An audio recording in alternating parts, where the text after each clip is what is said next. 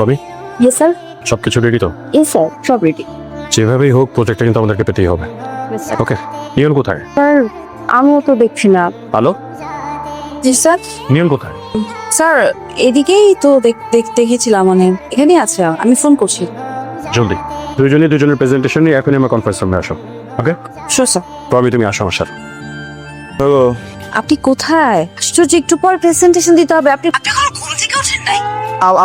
আমি বাসে চলে আসছি, কাছাকাছি চলে আসছি, 2 মিনিট কর। ইভেন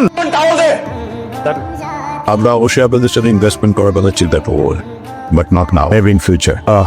স্যার পুরো ব্যাপারটাকে আরেকবার কনসিডার করা যেত না? Sorry mister Nashid, I am not fully convince. Okay see you soon. Okay, ভালো থাক। কোথায় ছিলে তুমি Neon? I am talking to you. You know what? You are a careless, dumb, stupid. Sorry sir. Absolutely no reasoning. You are dismissed with immediate action. ব্যবস্থা করো। Sir আসবো? I hope তুমি নিয়নের ব্যাপারে কোনো ধরনের সুপারিশ নিয়ে আমার কাছে আসোনি। না স্যার, আসলে আমি একটা ইনফরমেশন দিতে এসেছি। বলো। আসলে স্যার আজকে যে প্রেজেন্টেশনটা দিয়েছি সেটা আমি বানাইনি, ওটা নিয়ন বানিয়েছে। হোয়াট?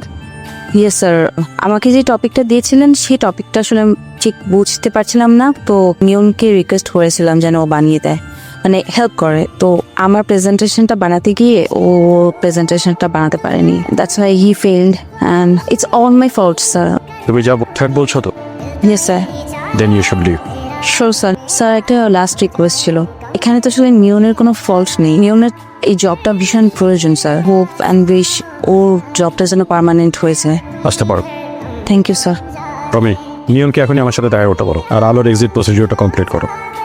তুই একদম তোর বাবার মতো হয়েছিস, নিজের ক্ষতি হবে জেনেও অন্যের উপকার করতে একদম পিছপাস না। তুই ভাবিস না তো যা করেছিস ভালো করেছিস, ছেলেটা তো গরিব, তোর চেয়ে ওর হয়তো চাকরির প্রয়োজনটা বেশি ছিল। কি করবে কিছু ভেবেছিস? কিছু বুঝতে পারছি না মা, চাকরিটা যেখানে করতাম অফিস থেকে তো মনে হয় না কোনো পজিটিভ সার্টিফিকেট দেবে। আমি আশাও করি না ওরা ওটা দেবে। দেখি কিছুদিন অন্যান্য চাকরির চেষ্টা করব, যদি না হয় তাহলে কেয়ার করার বেশ কিছু করার চেষ্টা করব। আপনি আপনি বাসা চিনলেন কিভাবে? অফিস থেকে অ্যাড্রেস পেয়েছি। খুবই সরি, আমার ফোন দিয়ে আসা উচিত ছিল। It's okay. মানে আমি তো ভয় পেয়ে গিয়েছিলাম, মানে যার আপনার চাকরিটা তাহলে আছে। মিথ্যা কেন বললেন?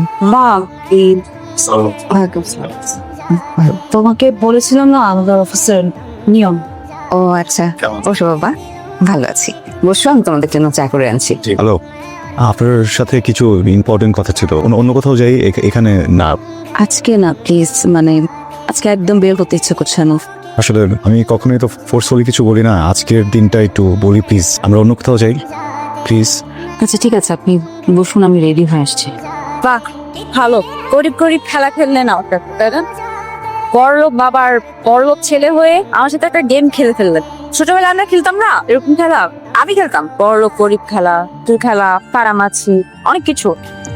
আপনি ঠিক আমার সঙ্গে সেই কাজটাই করলেন। আপনার কাছে আমার এই সিচুয়েশনটা একটা গেম, বাজে গেম খেললেন আপনি নিয়ম।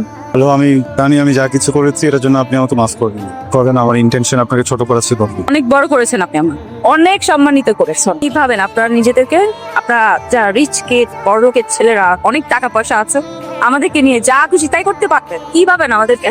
যখন যা মন চায় তাই করতে পারবেন আমাদের সঙ্গে? আপনার কেন মনে হয় টাকাই সব? ছোটবেলায় আমার মা মারা গেছে, আমার বাবা অনেক বড় লোক, তার অনেক টাকা। উনি আমার প্রত্যেকটা বার্থডেতে আমাকে জিজ্ঞেস করতেন আমি কি চাই। আমি প্রত্যেক বার্থডেতে ওনাকে বলতাম আমি আমার মাকে ফেরত চাই। ওনার এত টাকা দিয়ে উনি কখনো আমার মাকে ফেরত দিতে পারেননি। টাকা কিছু, আমি বাস্তবতা বুঝি, সবকিছু বুঝেই আপনার কাছে এসেছি। বাস্তবতা বুঝি বলে আপনাকে এত ভালো। আমাকে ভালো লেগেছিল বলে ফ্লার্ট করার জন্য এরকম মিথ্যা কথা বল, গরিবের অ্যাক্টিং করলেন। কি ভালো অভিনয় করেন আপনি। দেখেন আমাদের এই সিচুয়েশনটাকে, মানে আমার সিচুয়েশনটাকে আপনি যে প্লট বানিয়ে অভিনয় করলেন না, এটা আমি নিতে পারছি না, আমি মানতে পারছি না। বলার মতো সাহস নেই। যা খুশি তাই বলেন, সমস্যা নেই, বাট আমার ইররেসপন্সিবল অ্যাক্টরের জন্য প্লিজ চাকরিটা চাবেন। আমার অনেক খারাপ লাগছে, অনেক কষ্ট হচ্ছে। সেটা চাকরিটা চলে গেছে, সেটা আমার খারাপ লাগছে। এটা ভেবেছি আমি আর কখনো হয়তো কোনোদিন কাউকে বিশ্বাস করতে পারবো। আর এই অবিশ্বাস নিয়ে বেঁচে থাকাটা যে পেইনফুল, সেটা আপনি পক্ষে বুঝবেন। প্লিজ এটা কিছু বলতে আছে, আমাকে বলে কোনো লাভ নেই। আমি এখন চলে যাব, এরপর থেকে আপনি কখনো আর আমাকে কোনো কন্ট্যাক্ট করবেন না। অ্যাটলিস্ট এতটুকু রেসপেক্ট তো আমি পেতে পারি।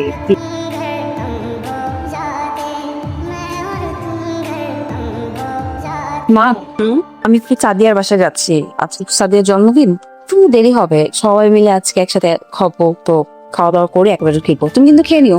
আচ্ছা ঠিক ঠিক আছে যাই, হ্যাঁ please। সাবধানে কিন্তু, হ্যাঁ। এখনো বাস মিস করেন? আপনি আমি সরি, আমি আমি আমি কত ভুল গাড়িতে উঠেছি, আমি আমি আমি ওভার কল করেছিলাম, আপনি সাইড করেন চলো। আপনি ভুল গাড়িতে ওঠেননি, এটা অ্যাপেরই গাড়ি। অ্যাপে গাড়ি চালাচ্ছেন, কবে থেকে শুরু করলেন এই নতুন নাটক? নাটক মনে হচ্ছে কেন আপনার? একটা এডুকেটেড ছেলে যে চাইলেই একটা জবের অ্যাপ্লাই করলে বা কোথাও জবে অ্যাপ্লাই করলে পেয়ে যাবে জব, আর যার বাবার অনেক টাকা, হ্যাঁ আপনি এখন বলতে পারেন যে আপনি আপনার নিজের আইডেন্টিটি ক্রিয়েট করার জন্য সেটা করছেন, অ্যাপে গাড়ি চালাচ্ছেন। আপনাকে মনে হয় না যে এগুলো অনেক ফেক, এই ভণ্ডামিগুলো মানুষ বোঝভাবে কিছু চিন্তা করতে পারেন না? নাটক বাদে লাইফটাকে আপনি কি ভাবেন? সিনেমা? লাইফটা সিনেমা না, লাইফটা অনেক সহজ সিম্পল হতে পারে যদি সেটা আপনি সেভাবে চিন্তা করেন। But আপনার চিন্তা ভাবনা তো সবসময় কিভাবে মানুষকে মিথ্যা বলবেন, কিভাবে মানুষের সাথে চিট করবেন, মানুষকে উল্টাপাল্টা বলবেন, মানে এটা বোধহয় আপনার একটা রোগ, আই থিঙ্ক। শেষ, আর কিছু বলবেন? একদম ঠিক কথা বলছেন, ভণ্ডামি তো। আদারওয়াইজ কেন চাবো নিজের বাবার এত টাকা পয়সা থাকার পরেও সেগুলোর সাহায্য না নিয়ে নিজের মতো করে চাকরি ইন্টারভিউ দিতে? কোনো পরিচয় ছাড়া দিচ্ছি তো, কোনো রেফারেন্স ছাড়া ইন্টারভিউগুলো দিচ্ছি, সময় লাগবে, পেয়ে যাবো চাকরি। ততদিন পর্যন্ত কোন টাকা দিয়ে চলবো? আবারও বাবার টাকা, সেটা ইচ্ছা করছিল না। মনে হলো এর থেকে বেটার আমি আমার ফ্রেন্ডের গাড়িটা নেই, এটা অ্যাপে চালাই, যখন চাকরি পেয়ে যাবো তখন ফ্রেন্ডকে গাড়িটা আবার ব্যাক করবো। আমার কাছে তো এখানে কোনো প্রবলেম মনে হচ্ছে না, আপনার কাছে কেন প্রবলেম মনে হচ্ছে? দেখেন, এক সময় আপনার সাথে আমার যে সম্পর্ক ছিল, আমি জানি না আদৌ কোনো সম্পর্ক ছিল কিনা, কিন্তু এখন আমার আপনার মাঝে একটা প্রফেশনাল সম্পর্ক। আপনি প্যাসেঞ্জার, আমি গাড়ি চালাই, আমি এখানে কোনো প্রবলেম দেখছি না। একবার ভেবেছিলাম আপনার রিকোয়েস্ট যখন এসেছিল, একবার ভেবেছিলাম যে এটা ক্যান্সেল করে দিই, পরে বললাম যে না, কেন ক্যান্সেল করবো? It's a professional call, professional ভাবে নেই। আপনার যদি আমাকে নিয়ে আপনার পার্সোনাল লাইফে এত প্রবলেম থাকে, তাহলে আপনি কেন আমার গাড়িতে উঠলেন? আপনি নিশ্চয়ই অ্যাপে দেখেছেন আমাকে। সবাই আপনার মতো না, আমি যদি একটাবার দেখতাম এটা আপনি বুঝতাম, তাহলে আমি অবশ্যই এটা ক্যান্সেল করতাম, এই রাইডে আমি উঠতাম না। শুনেন, আপনি যা খুশি করেন, আপনাকে আমি জাস্ট একটা অ্যাডভাইস দিতে পারি, আপনি এই যে এসব অ্যাপে গাড়ি চালানোর ঢং বাদ দিয়ে, ভণ্ডামিটা বাদ দিয়ে, চাকরি বাকরি না খুঁজে অ্যাক্টিং শুরু করেন। মানে আপনি অ্যাক্টিংটা এত ভালো করেন, যা বলবেন তাই মানুষ বিশ্বাস করবে। এভাবে অ্যাক্টিং করবেন, মানুষজন দেখবেন কান্নাকাটি শুরু করে দেবে আপনাকে টিভিতে দেখে। আর দয়া করে আমার সামনে পড়বেন না প্লিজ। এক মিনিট, আপনি নিজেকে এত স্পেশাল মনে করেন কেন? আপনার কি মনে হয় আপনার জীবন আর বাকিদের জীবন যোগ? পৃথিবীর সকল ক্রাইসিস শুধু আপনার জীবনেই আছে, আর সবাই অনেক হ্যাপি, তাই না? জীবনটাকে না টাকার অঙ্কে মেপেন না, জীবনের ক্রাইসিস শুধু টাকা না, আর অনেক মানুষের অনেক রকমের ক্রাইসিস থাকে। আমার আইডেন্টিটি ক্রাইসিস আছে, ছোটবেলা থেকে আমি যাই করি না কেন কখনো আমার নাম হয় না। আমি যত ভালো করি, আমি যত চেষ্টা করি, কেউ কখনো আমার প্রশংসা করে না, সবাই আমার বাবার প্রশংসা করে। তার নামটা এত বড়, তার নামের কাছে আমার নামটা ঢাকা পড়ে গেছে। আমি যত ভালো যাই করি না কেন, একটা পর্দা সবসময় আমাকে আটকে রাখে, আর আমি সেটার জন্যই দৌড়াচ্ছি।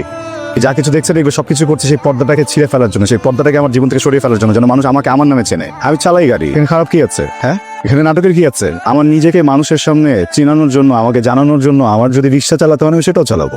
আমি যে ক্রাইসিসে আছি সেটাতে তো আপনি নাই, আপনি তো বুঝবেন না। একটা সময় ছিল যখন আমি অনেক কিছু বুঝতাম না, ভালো লাগার মানুষটাকে কাছে পাওয়ার জন্য একটা মিথ্যা বলেছিলাম, শুধু নিজের পরিচয়টাই মিথ্যা বলেছিলাম, আর কিছু মিথ্যা বলি নাই। সবচেয়ে বড় দোষটা কি ছিল জানেন? আবার সত্যিটা বলা নিজের মুখে।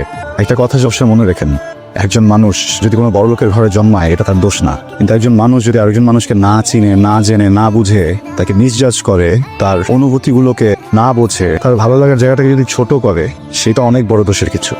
ভালো থাক করি। শুনুন, আপনি কি আমাকে এখন আগের মতো পছন্দ করেন? না, আগের থেকেও বেশি। চলো তাহলে নামাই দাও, এই প্রফেশনাল।